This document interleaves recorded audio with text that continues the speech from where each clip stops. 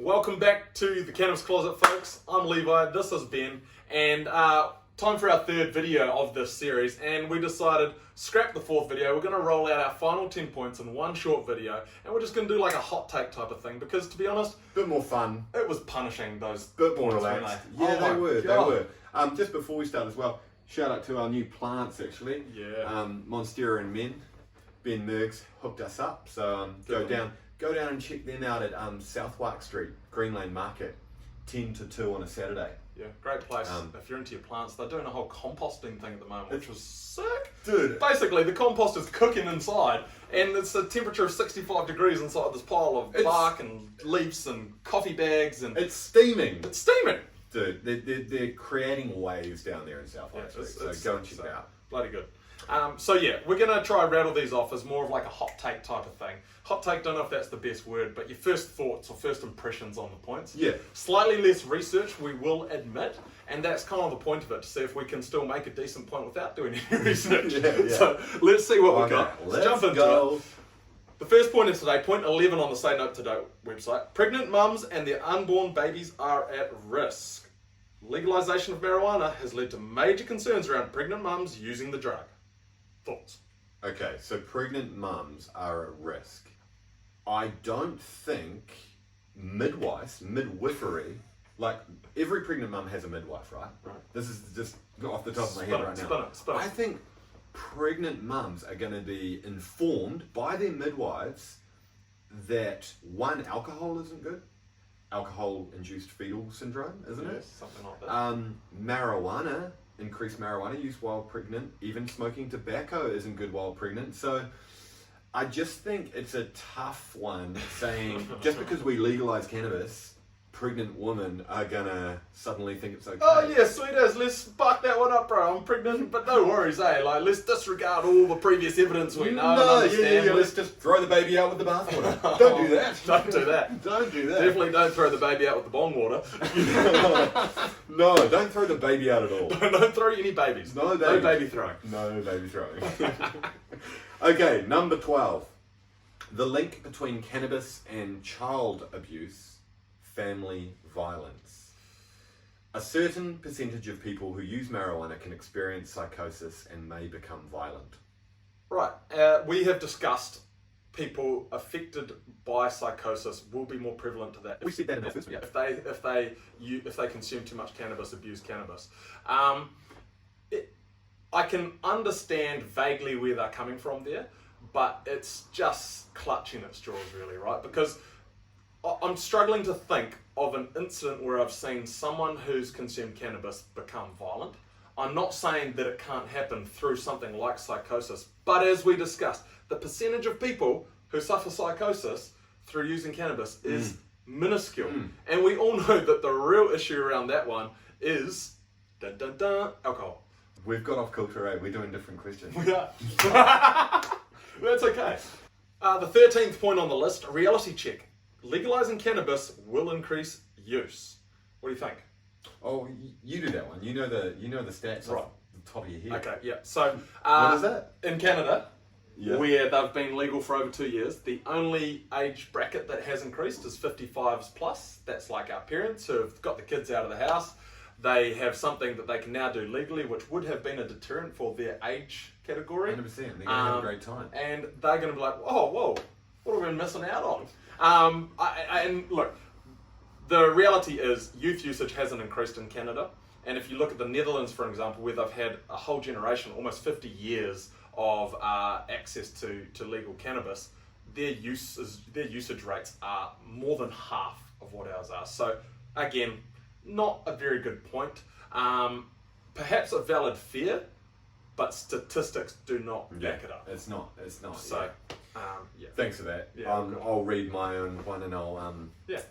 Workplace dope will affect everyone's safety. I hate that word dope.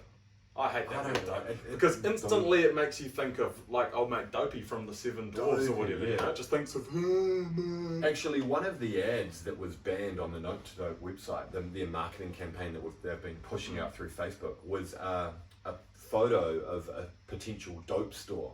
And it was covered in marketing. And I think the reason why it was pulled back is because you're actually not allowed to do that according to the draft bill. So I think the notion that just because we legalize cannabis, that it becomes more prevalent in the workplace is an absolute joke. Like, just because we legalize, something that can cause impairment doesn't mean that people are going to be smoking or going to be allowed to smoke cannabis when they're driving, building, pilots. Pilots aren't going to be having a bong before they take off to Chicago. Seems real unlikely to me. No. Seems real unlikely because the end of the day, people value their jobs. That's their income. That's their livelihood. That's how you pay for your bills. That's how you support your family. Like, people aren't going to put that at risk just because cannabis becomes legal. So, yeah, it's an absolute dumb idea, dumb point. You're going to ask me the next one. We'll Okay, get back on okay, track. we'll We've get been back on asking track. ourselves some questions. Driving stoned will put everyone at risk.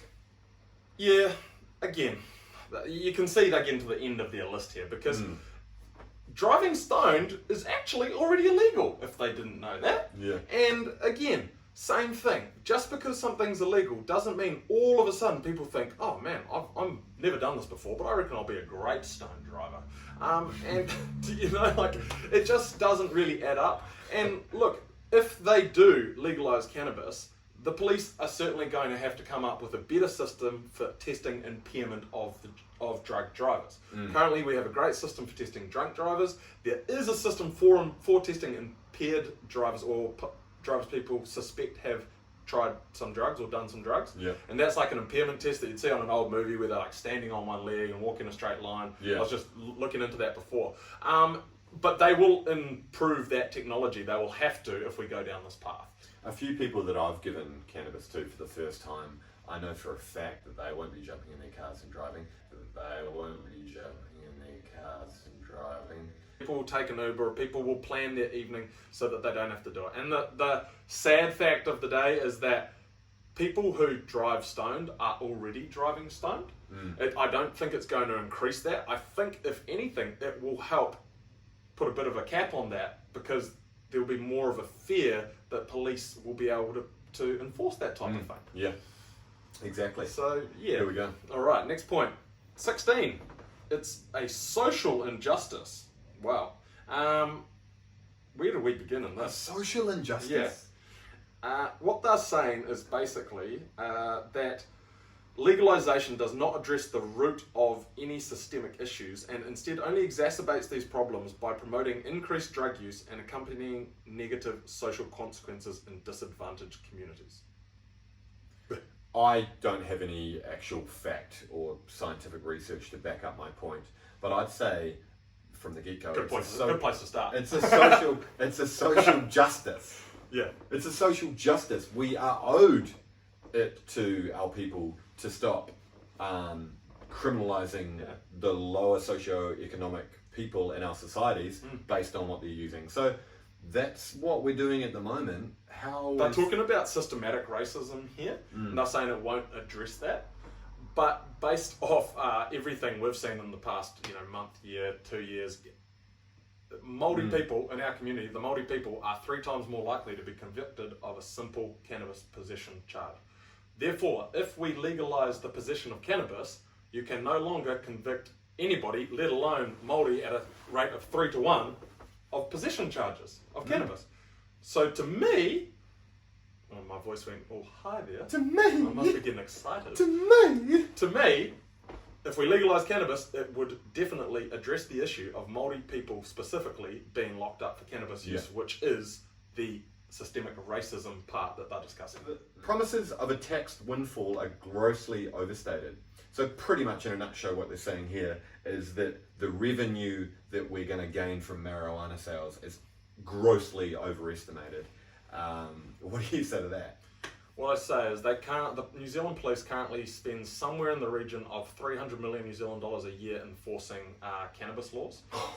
So you remove that from the equation, or you put that towards something that certainly is causing massive harm in our communities, like methamphetamine, for example. So you remove that from the cost.